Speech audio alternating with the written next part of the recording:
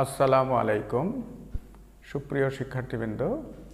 আজকে অষ্টম শ্রেণীর গণিত পাঠ্যপুস্তক থেকে আমরা বীজগণিত অংশ নিয়ে কথা বলবো। আজকের অনুশীলনী 6.1। অনুশীলনী 6.1 দুই চলক বিশিষ্ট সরল সহ সমীকরণের সমাধান। দুই চলক বিশিষ্ট সরল সহ সমীকরণের সমাধান। এই সমাধানের দুটো পদ্ধতি প্রচলিত, অধিক প্রচলিত অনেকগুলো পদ্ধতির মধ্যে। এটা তোমাদের পাঠ্যপুস্তকে দেয়া আছে। একটা পদ্ধতির নাম প্রতিস্থাপন পদ্ধতি। আমরা আজকে প্রতিস্থাপন পদ্ধতি নিয়ে আলোচনা করব। প্রতিস্থাপন পদ্ধতি সমাধান বুঝতে হলে আমাদের প্রতিস্থাপন পদ্ধতির নিয়মগুলো জানতে হবে, যেটা তোমাদের বইয়ের অনুশীলনীতে রয়েছে, তোমরা দেখে নিবে। আমরা একটা প্রশ্ন নির্বাচন করেছি, প্রশ্ন নম্বর 5। আমরা একটা প্রশ্নের সমাধান করব এবং প্রতিস্থাপন পদ্ধতিটা ভালো করে জানার চেষ্টা করব। প্রশ্ন নম্বর 5-এ দুই চলক বিশিষ্ট সরল সহজ সমীকরণ আছে, দেখো দুটো। প্রথম সমীকরণটা 3x - 2y = 0, 1 নম্বর সমীকরণ প্রশ্নে দেওয়া আছে, লক্ষ্য করো। দ্বিতীয় সমীকরণ 17x - 7y = 13, 2 নম্বর সমীকরণ। তাহলে প্রশ্নে কয়টা সমীকরণ দেওয়া আছে? দুটো সমীকরণ। চলক আছে কয়টা? দুটো, x এবং y। দুই চলক বিশিষ্ট সরল সহজ সমীকরণ। আমরা এখন সমাধানের কৌশলগুলো জানব। প্রতিস্থাপন পদ্ধতিতে সমাধান করতে গেলে প্রথমে যেটা করতে হয়, দুটো সমীকরণের যে কোনো সমীকরণ থেকে একটি চলকের মান অপর একটি চলকের মাধ্যমে প্রকাশ করে নিতে হয়। আবার বলছি, দুটো সমীকরণের যে কোনো সমীকরণ থেকে 1 নম্বর সমীকরণ হতে পারে অথবা 2 নম্বর সমীকরণ হতে পারে, যে কোনো সমীকরণ থেকে একটি চলকের মান অপর একটি চলকের মাধ্যমে প্রকাশ করে নিতে হয়। অতঃপর সেই মানটি অপর সমীকরণে প্রতিস্থাপন করে এক চলক বিশিষ্ট সমীকরণ গঠন করতে হয়। তারপরে সেই সমীকরণের সমাধানের মাধ্যমে ধাপে ধাপে অগ্রসর হতে হয়। আমরা প্রথম বৈশিষ্ট্য বা প্রথম নিয়মটি নিয়ে আরেকটু কথা বলি। আমরা প্রথমেই বলেছিলাম, দুটো সমীকরণের যে কোনো সমীকরণ থেকে একটি চলকের মান অপর একটি চলকের মাধ্যমে প্রকাশ করতে হয়। মনে করো আমরা 1 নম্বর সমীকরণ থেকে একটি চলকের মান অপর একটি চলকের মাধ্যমে প্রকাশ করতে চাই। তাহলে আমরা কি করব? লিখব সমীকরণ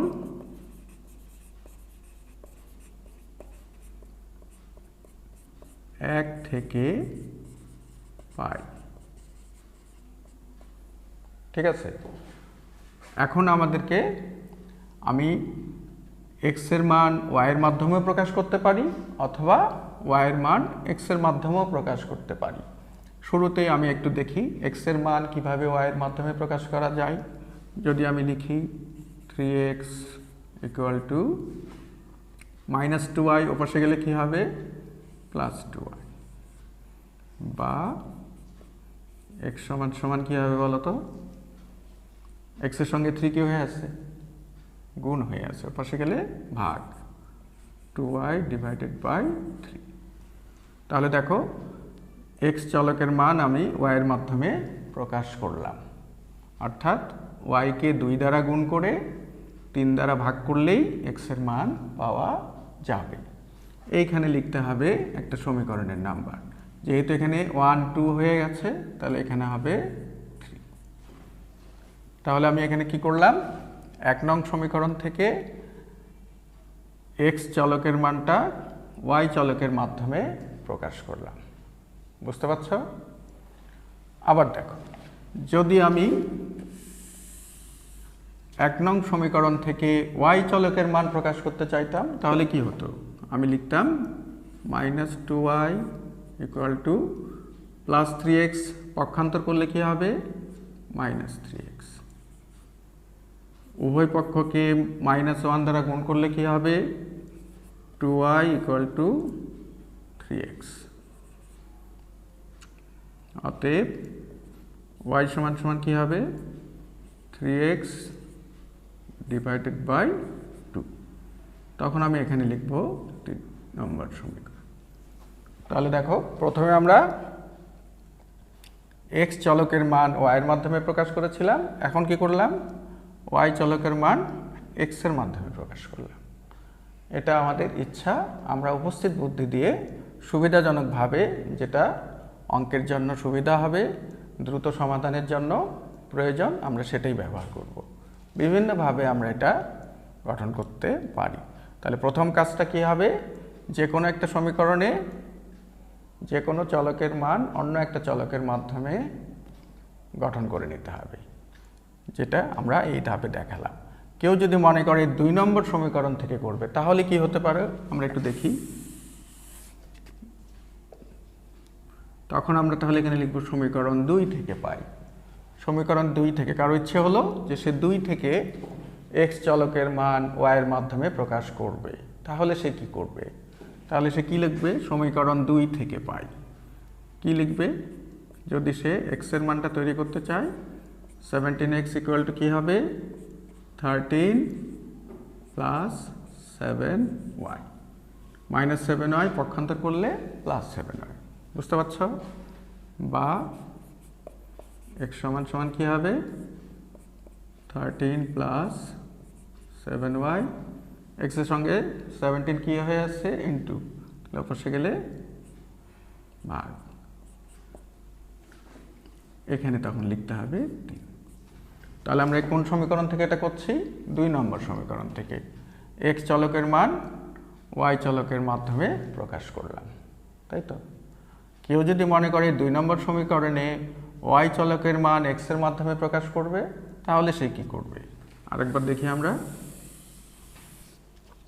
তাহলে সে লিখবে minus 7y equal two 13 plus 17x, ওপাশে গেলে মাইনাস 17x, ঠিক আছে? এপাশে দেখো মাইনাস সামনে রয়েছে, তাহলে আমরা যদি উভয় পক্ষকে -1 দ্বারা গুণ করি তাহলে কি হবে? বা আমরা লিখতেই পারি এপাশে বাম পক্ষে -1 দিয়ে গুণ করলে হবে প্লাস 7y, এই পাশে -1 দিয়ে গুণ করলে কি হবে? Minus 13 plus 17x। আমরা কি করলাম? উভয় পক্ষকে -1 দিয়ে গুণ করে নিলাম। এটা যদি আমি এখন একটু সাজিয়ে লিখি, বা 7y ইকুয়াল টু 17x, এই প্লাসটাকে সামনে নিলাম, এটাকে পরে দিলাম। এটা আমরা ইচ্ছে করলে এই স্টেপটা একবারেও লিখতে পারি। এই স্টেপের পরে তোমরা এই স্টেপটা একবারেও লিখতে পারো যারা বিষয়টা জানো, যে উভয় পক্ষকে -1 দ্বারা গুণ করলে এইভাবে লেখা যায়। অতএব y সমান সমান কী হবে তাহলে? 17x minus 13 divide 7, dot dot dot. কত নম্বর সমীকরণ? 3 নম্বর সমীকরণ। লক্ষ্য করো আমরা কিন্তু দুটো সমীকরণ থেকেই একবার x চলকের মান y এর মাধ্যমে প্রকাশ করলাম, দুটো সমীকরণেই। 1 নং সমীকরণ থেকে আমরা দেখিয়েছি, 2 নং সমীকরণ থেকেও দেখালাম। আমাদের বিবেচনা করতে হবে সাধারণ জ্ঞান দিয়ে, উপস্থিত বুদ্ধি দিয়ে, কোনটা তুলনামূলক সহজ এবং দ্রুততম সময়ে আমরা গঠন করতে পারছি। তারপরেই আমরা পরবর্তী অংশে, অর্থাৎ আমরা একটা চলকের মান অপর চলকের মাধ্যমে প্রকাশ করার পরে সেখানে একটা সমীকরণের নাম্বার দিয়ে দিব। অতঃপর এই মানটা, এই চলকের মানটা যদি আমরা 2 নম্বর সমীকরণ থেকে তৈরি করে থাকি, তাহলে এই মানটা আমাদের বসাতে হবে 1 নং সমীকরণে। আর যদি 1 নং সমীকরণ থেকে 3 নং সমীকরণটা গঠন করে থাকি, তাহলে সেই মানটা বসাতে হবে 2 নং সমীকরণে। এটা আমাদের পরবর্তী ধাপ। তাহলে প্রতিস্থাপন পদ্ধতির প্রথম পদক্ষেপ বা প্রথম ধাপে নিয়মটা আমরা আশা করি বুঝতে পেরেছি, যে কোনো সমীকরণ থেকে একটি চলকের মান অন্য একটি চলকের মাধ্যমে প্রকাশ করে নিতে হয়।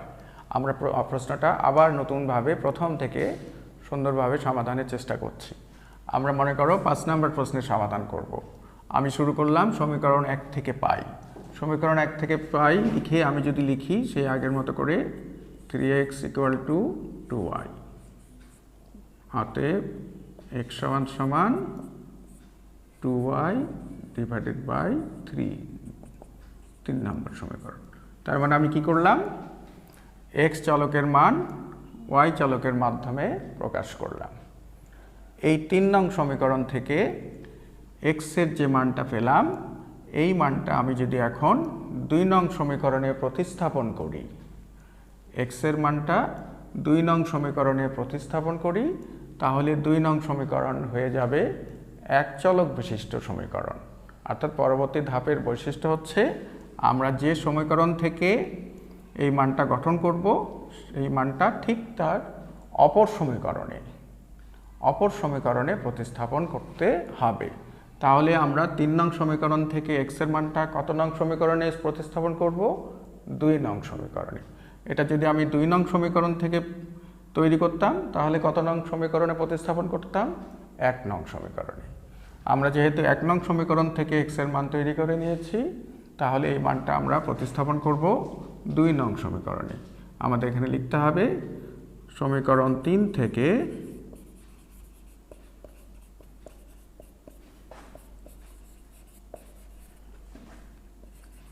এক্সের মান কত নং সমীকরণে বসাতে চেয়েছি, অবশ্যই 2 এ বসিয়ে পাই।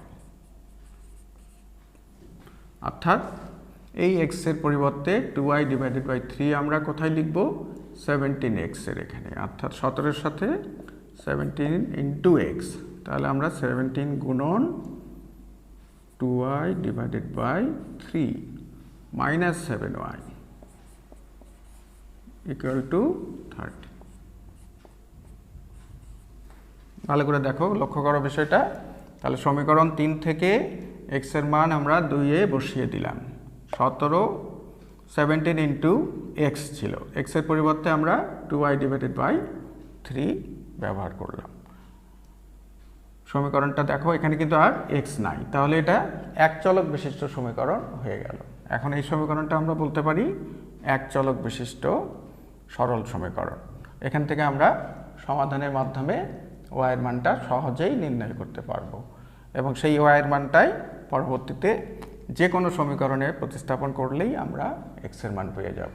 2 চলক বিশিষ্ট সরল সহ সমীকরণের প্রতিস্থাপন পদ্ধতির নিয়মটা এরকম।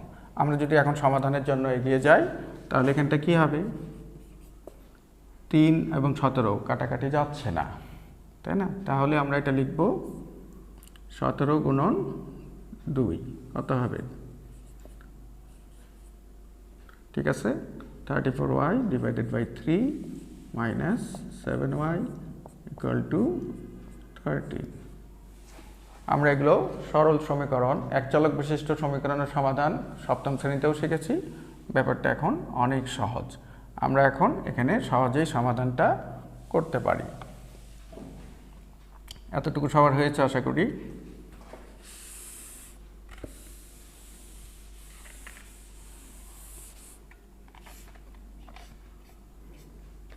পরবর্তী ধাপ,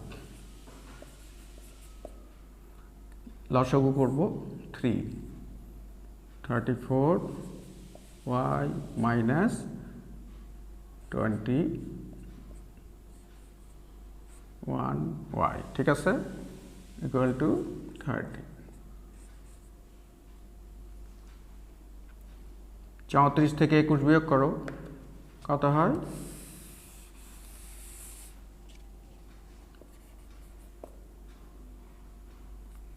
13y। আর গুণ করলে 3 এবং 13 গুণ করলে কত হচ্ছে, 39। 13y ইকুয়াল টু 39, তাহলে y সমান সমান কী হবে, অতএব y সমান সমান 39কে 13 দিয়ে ভাগ করলে কত হয়, 3। তাহলে দেখো আমরা দুটো চলকের একটা চলকের মান পেয়ে গেলাম। সমাধান, y এর সমাধান 3, y এর মানটা 3। প্রতিস্থাপন পদ্ধতিতে আমরা বিভিন্ন বৈশিষ্ট্য, ধাপ, নিয়ম অনুসরণ করে আমরা y এর মান জেনে গেলাম। y এর মান কত পেলাম, 3। এখন খেয়াল করো, এই y এর মানটা আমাদের এখানে কয়টা সমীকরণ আছে, 3টা সমীকরণ, 1 2 3, খেয়াল করো 1 2 3। তিনটা সমীকরণে যে কোনো সমীকরণে y এর মান বসিয়ে দিলেই আমরা x চলকের মানটা পেয়ে যাব। এখন বুদ্ধিমান ছেলেমেয়েরা চিন্তা করে বলো কোন সমীকরণটায় y এর মান বসিয়ে দিলে খুবই তাড়াতাড়ি খুবই সহজে x এর মান পাওয়া যাবে। উপস্থিত বুদ্ধি সাধারণ জ্ঞান কি বলছে?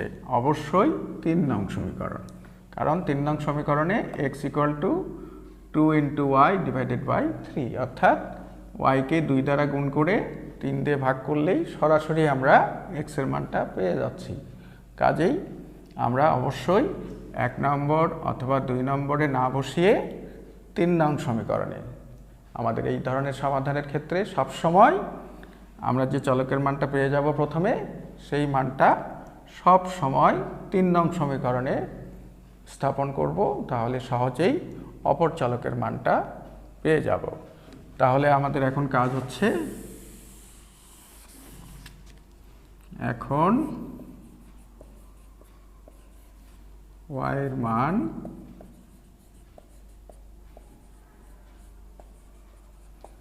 তিন নংয়ে বসিয়ে পাই অথবা 3 নং সমীকরণে বসিয়ে পাই। x = 2 × কত ছিল মান? 3 / 3, অতএব x = 2। তাহলে দেখো আমরা দুটো চলকের মানই পেয়ে গেলাম। একটু আগে y এর মান পেয়েছিলাম 3, এখন x এর মান পেয়ে গেলাম 2। আমাদের 5 নম্বর প্রশ্নের সমাধান হয়ে গেল। তবে অবশ্যই 2 চলক বিশিষ্ট সরল সহজ সমীকরণের সমাধানের উত্তর লেখার জন্য অবশ্যই এই নিয়মটা খেয়াল রাখতে হবে। আমরা শেষে একদম প্রশ্নের সমাধানের শেষে যে লিখব, অতএব নির্ণেয় সমাধান, এবং ব্র্যাকেটের সাহায্যে সমাধানটা প্রকাশ করা হয়। x, y = ব্র্যাকেটে x এর মান আমরা কত পেয়েছি? 2, y এর মান 3। অবশ্যই আমরা শেষে যে এইভাবে লিখব, ব্র্যাকেট দিয়ে লিখতে হবে, এপাশেও ব্র্যাকেট থাকবে, এপাশেও ব্র্যাকেট থাকবে। x এর মান আগে, x এর মান আগে, y এর মান পরে, y এর মান পরে। তোমরা সব সময় এটা খেয়াল রাখবে যে প্রশ্নটার সমাধান শেষ হয়ে গেলে শেষে যে আমরা উপসংহারে এইভাবে চমৎকারভাবে উপস্থাপন করব, অতএব নির্ণেয় সমাধান x, y = 2, 3 ফার্স্ট ব্র্যাকেটের মাধ্যমেই প্রকাশ করতে হবে। আমরা এখন প্রতিস্থাপন পদ্ধতির আরেকটা প্রশ্নের সমাধান নিয়ে কাজ করছি। সবাই লক্ষ্য করো, প্রশ্ন নাম্বার 6, অনুশীলনী 6.1, অনুশীলনী 6.1, পৃষ্ঠা 105, প্রশ্ন নম্বর 6। প্রতিস্থাপন পদ্ধতি, যেটা আমরা একটু আগে আলোচনা করেছি নিয়মগুলো, আমরা সেই নিয়মগুলো অনুসরণ করে আরেকটা প্রশ্নের সমাধান করব। 6 নম্বর প্রশ্ন, গুরুত্বপূর্ণ একটা প্রশ্ন। প্রথম সমীকরণটা কি ছিল? x - y = 2a। দ্বিতীয় সমীকরণ ax + by = a² + b²। প্রশ্নটা আমরা বোর্ডে লিখেছি।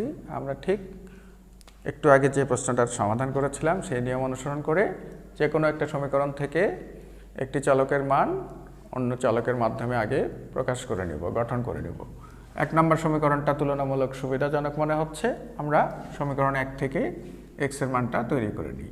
সমীকরণ 1 থেকে পাই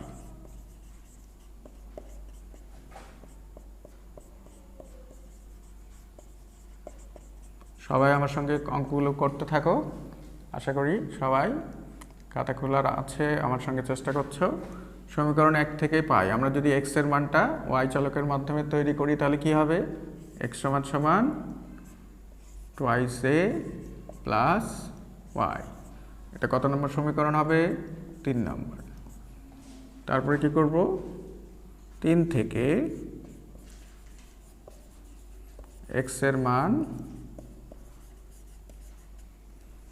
সমীকরণ 1 থেকে যেহেতু x এর মান আমরা তৈরি করেছি, গঠন করেছি, তাহলে 3 থেকে x এর মানটা কত নম্বর সমীকরণে বসাতে হবে? অবশ্যই 2 নং সমীকরণে।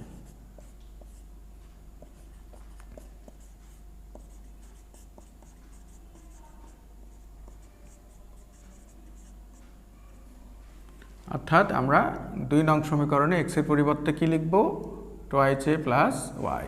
এর সাথে x কি হয়ে আছে, গুণ। তাহলে আমরা এখানে এভাবে সুন্দর করে ব্র্যাকেটের সাহায্য নিতে পারি, a into twice A plus Y plus by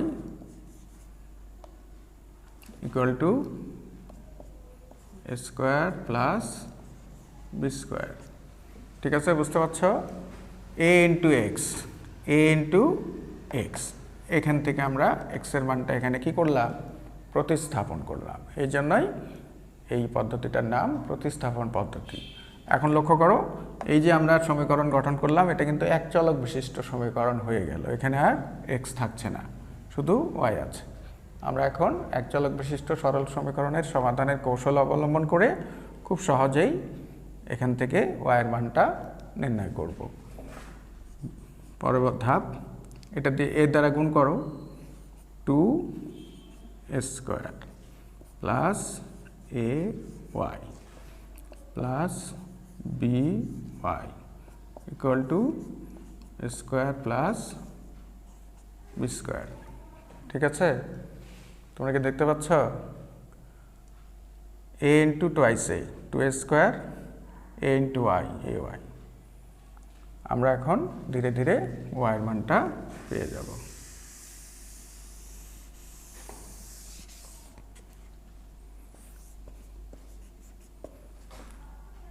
two স্কোয়ারটাকে আমরা পক্ষান্তর করে ওপাশে নিই, A Y plus B Y equal to square plus B square minus 2 square.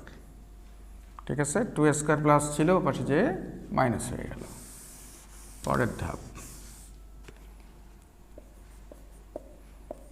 A Y plus B Y equal to B square minus 2 square plus square, যোগ বিয়োগ করলে কি হয়, minus square.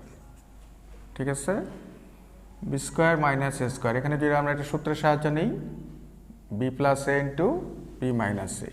এখানটায় দেখো ওয়াই কমন যাচ্ছে, আমরা ওয়াই কমন যাচ্ছে, ওয়াইটা কমন নিলাম, এ plus B.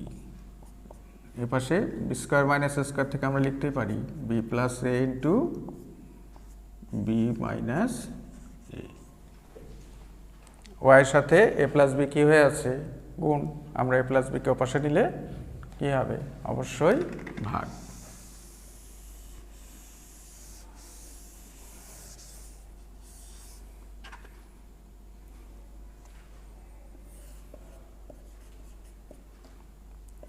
Y equal to A plus B দিয়ে পাশে ভাগ করব। আমরা ভাগটা দেখাতেও পারি ইচ্ছে করলে, এটা বি প্লাস এ না লিখে এ প্লাস বিও লেখা যেতে পারে। আমি যদি এ প্লাস বি লিখি তাহলে বুঝতে আর একটু সুবিধা হবে তোমাদের। ওটা বি মাইনাস এ ঠিকই থাকবে, শুধু বি প্লাস এর পরিবর্তে আমি এ প্লাস বি লিখতে পারি, যেহেতু এর সামনে প্লাস আছে লেখা যাবে। আর এই এ প্লাস বিটা আমি এখানে ভাগ করে দিলাম, এ প্লাস বির সাথে এ প্লাস বি আমরা যদি লব হরের মধ্যে কাটাকাটি করে নিই তাহলে ওয়াইয়ের মানটা কত পেলাম, অতএব ওয়াই ইকুয়াল টু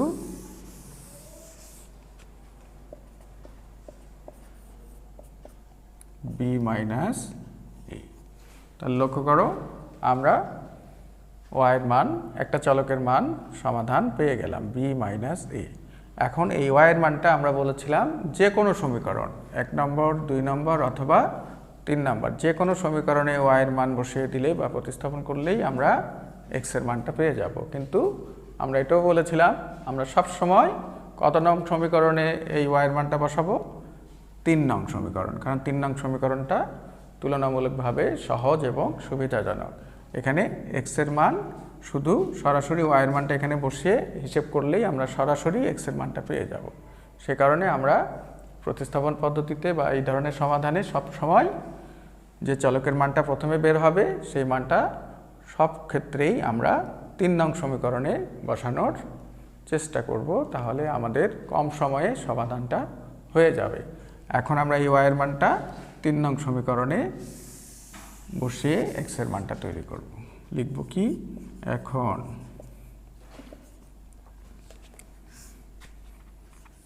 ওয়াইয়ের মান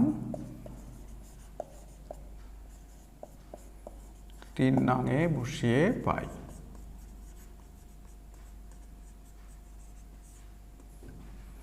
x সমান সমান টয়েস এ প্লাস ওয়াই এর মান আমরা কি পেয়েছিলাম বি মাইনাস এ, বি মাইনাস এ, টয়েস এ থেকে এ minus plus 2a minus A, তাহলে অতএব x সমান সমান কী হবে a প্লাস বি। আশা করি সবাই বুঝতে পেরেছো। দেখো আমরা y এর মান বসিয়ে 3 নং সমীকরণে বসিয়ে x এর মান পেয়ে গেলাম a প্লাস বি। আমরা যদি y এর মানটা 1 নম্বর অথবা 2 নম্বরেও বসাতাম তাহলেও x এর মান কিন্তু a প্লাস বি আসবে, কিন্তু সুবিধাজনক হচ্ছে 3 নং সমীকরণে বসানো। আমরা সমাধানে আমাদের শেষ পর্যায়ে আমরা এখন কি লিখব নির্ণেয় সমাধান। সুন্দরভাবে ব্র্যাকেটের সাহায্য নিয়ে আমরা নির্ণেয় সমাধানটা এখন লিখে ফেলব। অতএব নির্ণেয় সমাধান।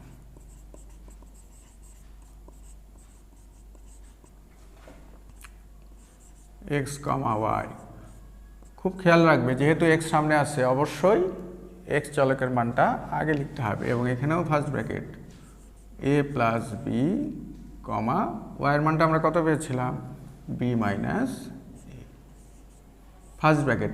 খুব খেয়াল রাখবে প্রশ্নের সমাধানের শেষ অংশে সবসময় ফার্স্ট ব্র্যাকেট ব্যবহার করে সমাধানটা লিখতে হবে, এখানে কোনোভাবেই সেকেন্ড ব্র্যাকেট ব্যবহার করা যাবে না।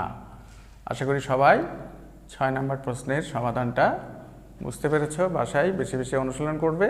প্রতিস্থাপন পদ্ধতি অনেক সহজ এবং সুন্দর।